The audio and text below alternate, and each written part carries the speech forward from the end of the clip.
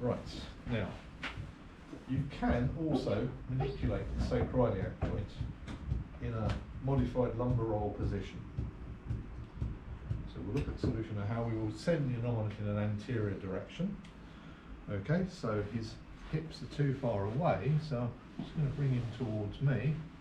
Straighten out the bottom leg for me. Bring the solution of the leg here, mid-calf.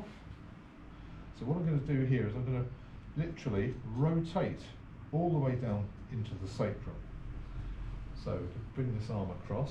Just going to pop this over here a moment. Right, okay, so here we do over-rotate. So palpate here. Oh, His whole spine is gone. That's it. everything except the SI joint.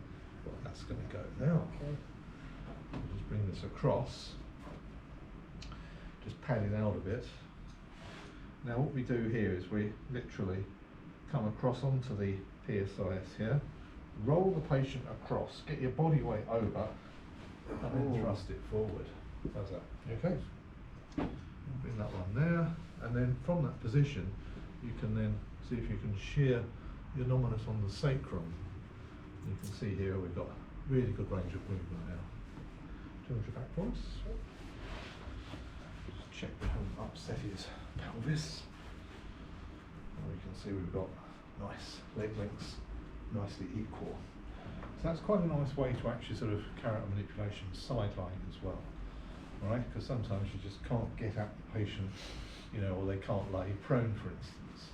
Right, pop that to there. Come and lie on your right side again. The patient across. And of course, we can't always manipulate.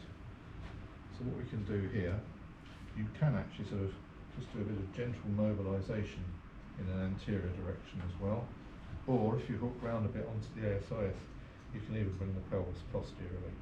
So just a bit of gentle mobilisation can also be helpful, particularly sort of, you know, if you're working with someone in the latter stages of pregnancy, you just want to get that SI moving just a little bit more.